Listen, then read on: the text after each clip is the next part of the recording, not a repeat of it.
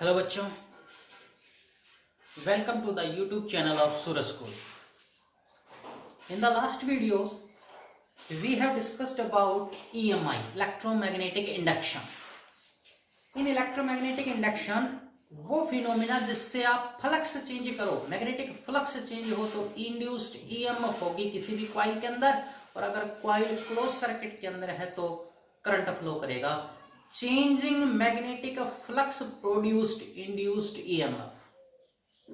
और magnetic flux के बारे में पढ़ा था पिछले वीडियो के अंदर.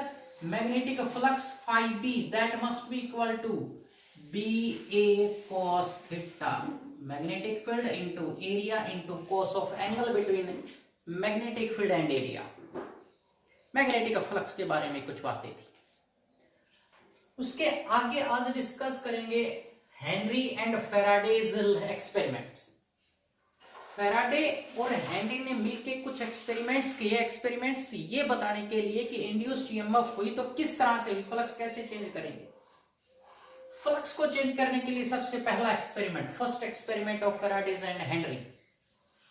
सबसे पहले एक कॉइल ली गई, करंट सर्कुलर कॉइल ले ली हमने. सर्कुलर कॉइल जिस तरह से रखी हुई है, जहां पे हमने गैल्वेनोमीटर जोड़ रखा है. Galvanometer which measure the direction of current and also measure the small amount of current. Direction भी मेजर करेगा, स्मॉल अमाउंट ऑफ करंट भी मेजर करेगा. तभी डिफ्लेक्ट होगा जब इस कॉइल में करंट होगा. एक बार मैग्नेट लिया, north south pole pieces of bar magnet है. इस बार मैग्नेट को मूव करवाया गया. फिक्स है आपके पास, ये जो कॉइल है ये फिक्स है. Circular coil, conductor coil that is fixed and A bar magnet is move around the coil. इस तरह से कॉइल रखी, बार मैग्नेट इस तरह से ऐसे घुमाया गया. एक बार पास लेके आया, एक बार दूर लेके गया. जैसे ही पास लेके आए, डिफ्लेक्शन दिखाया गैल्वेनोमीटर ने. जैसे ही बार मैग्नेट को दूर लेके गए, again galvanometer show deflection and this deflection is reverse in the direction. हम नजदीक लेके आए, गैल्वेनोमीटर डिफ्लेक्शन एक तरफ थी. देन अगर हम दूर लेके गए तो डिफ्लेक्शन सेकंड दूसरी डायरेक्शन के अंदर. कब? जब कॉइल को फिक्स कर दिया, बार मैग्नेट को मूव करवाया. First experiment of the, conclusion बाद में देखेंगे. Second experiment of the Henry and Faraday. Second experiment के अंदर क्या देखा कि बार मैग्नेट को फिक्स कर दिया गया.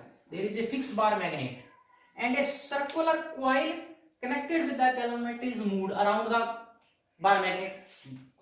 Bar magnet is fixed. Circular coil that is connected to the galvanometer, then circular coil with the galvanometer is moved around the bar magnet.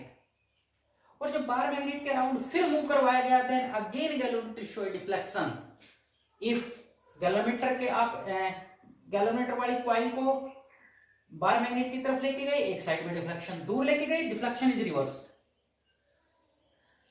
तीसरा एक्सपेरिमेंट, दो एक्सपेरिमेंट में डिफ्लेक्शन दिखाई. फर्स्ट एक्सपेरिमेंट बार मैग्नेट को move करवाया. Second experiment coil को that is connected to the galvanometer, उसको move करवाया. Bar magnet fix था, मोशन करना पड़ा किसी भी कॉइल.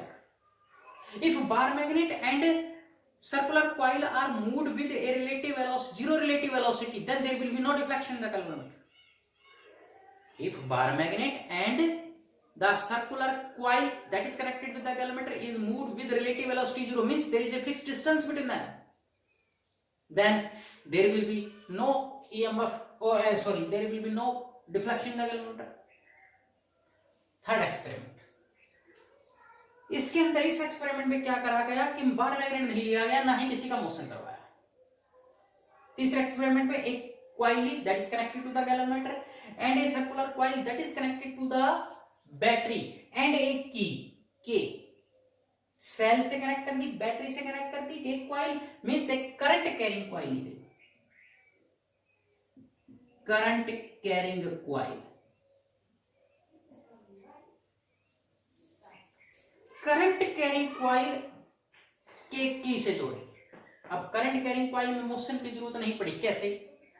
इफ वंस की इज क्लोज, की के इज क्लोज्ड, अगर की को क्लोज करा गया एक इंस्टेंट के ऊपर, अगर की क्लोज की, then galvanometer show deflection for a small instant.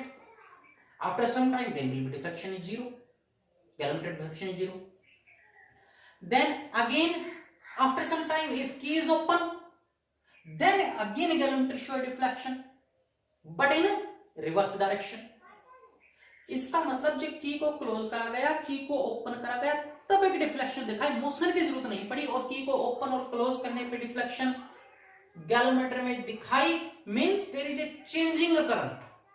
Changing current means अगर की को क्लोज करेंगे करंट 0 से मैक्सिमम गया, देन गैलोमीटर शो डिफ्लेक्शन. और जब की को ओपन किया, की ओपन करी, देन मैक्सिमम से 0 करंट आया, then again galvanometer show deflection but in reverse direction. And if there is current in the circuit, continuously current flowing in the circuit, then galvanometer deflection is 0.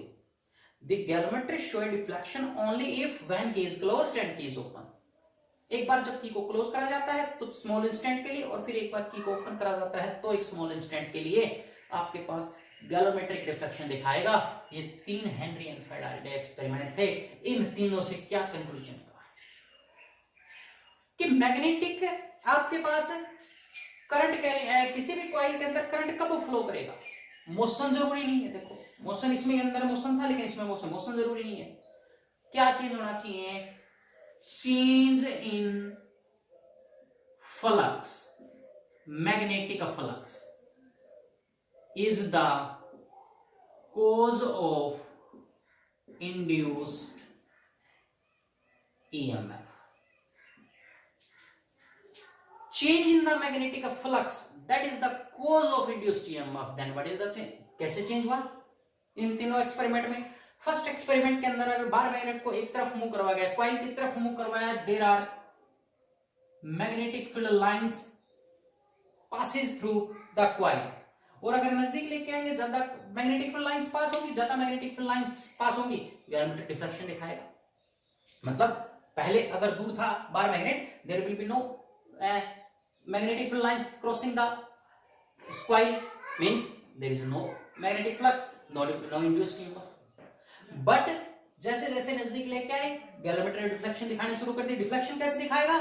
Deflection दिखाएगा कि number of magnetic field lines change हो सकता है. शुरू में एक भी line पास ना हो, धीरे धीरे 1 2 3 4 5 मैग्नेटिक फील्ड लाइंस. और मैग्नेटिक फील्ड लाइंस क्या है? फ्लक्स है, passes through the area, that is flux, magnetic flux. तो मैग्नेटिक का number, magnetic field line change हुई, मैग्नेटिक फील्ड लाइन चेंज हुई, फ्लक्स चेंज हुआ, फ्लक्स चेंज हुआ, इंड्यूस्ड ईएमएफ हो. अब बार मैग्नेट को वापस मूव करवाया इस डायरेक्शन के अंदर, बार मैग्नेट को वापस मूव करवाएंगे, then again they will show deflection in reverse direction. कैसे? जैसे जैसे दूर जाएगा, number of magnetic field lines decrease होती जाएंगी, number of magnetic field lines decreasing, magnetic flux change हुआ, मैग्नेटिक फ्लक्स चेंज हुआ, induced EMF. That is the Faraday's law. Second experiment के अंदर कॉइल को मूव करवा लिया, बार मैग्नेट फिक्स है, then again there is change in the magnetic field lines. Coil के अंदर जो पास हो रही थी, मैग्नेटिक फील्ड लाइन चेंज हुई, मैग्नेटिक फ्लक्स चेंज हुआ, मैग्नेटिक फ्लक्स चेंज हुआ, इंड्यूस्ड ईएमएफ हो गई. अगेन थर्ड एक्सपेरिमेंट के अंदर there is no motion of the bar magnet and the coil, but change in the flux takes place only if there is change in the current takes place, mu naught Ni, that is the magnetic field lines through the solenoid, magnetic field through the solenoid, and magnetic field through the solenoid depends upon current. If current is changing, then magnetic field changing, magnetic field is changing, then magnetic flux is ba cos theta, magnetic field change हो रहा है, flux change हो रहा है, flux change हो रहा है, तो induced changing the current also produce the induced EMF. Changing current means अगर आपने जैसे की को क्लोज करा, galvanometric show deflection, means there is a change in the flux, there is change in the magnetic field line, there is change in the current for small instant, for 0 to maximum value होने के लिए जो time लगा उसको, उस time के लिए deflection दिखाई. थोड़ी देर के बाद करंट मैक्सिमम फ्लो कर रहा है, 2 एम्पीयर मान लिया फॉर एग्जांपल, 2 एम्पीयर फ्लो कर रहा था, 2 एम्पीयर फ्लो कर रहा है, 2 एम्पीयर फ्लो करने के बाद चेंज नहीं हुआ, मैग्नेटिक फील्ड कांस्टेंट हो गया, मैग्नेटिक फ्लक्स कांस्टेंट हो गया, there is no induced EMF. फिर की को ओपन करा, करंट मैक्सिमम से कितना जाएगा? 0. करंट चेंजिंग है, मैग्नेटिक फील्ड चेंजिंग है, फ्लक्स चेंज हुआ. This is the Henry and Faraday's experiment on the basis of these. एक और बात इसी के अंदर कि आप मैग्नेट, बार मैग्नेट या मतलब जितना तेज चेंज फ्लक्स करोगे, हम बार मैग्नेट को, कॉइल को बहुत तेज तेज घुमा रहे हैं, then induced EMF is large, there is a large deflection in the calorimeter. अगर धीरे घुमा रहे हैं, small deflection, तेज घुमाएंगे, large deflection. इसका मतलब अगर ज्यादा चेंज होगा फ्लक्स, जल्दी जल्दी होगा with respect to time, ज्यादा इंड्यूस्ड ईएमएफ होगी, there is a large induced EMF in the coil, और अगर फ्लक्स स्मॉल चेंज हो रहा है then small change induced EMF in the coil, and these are called Faraday's law. On the basis of this experiment, Faraday gives two laws. That is, first law. First law is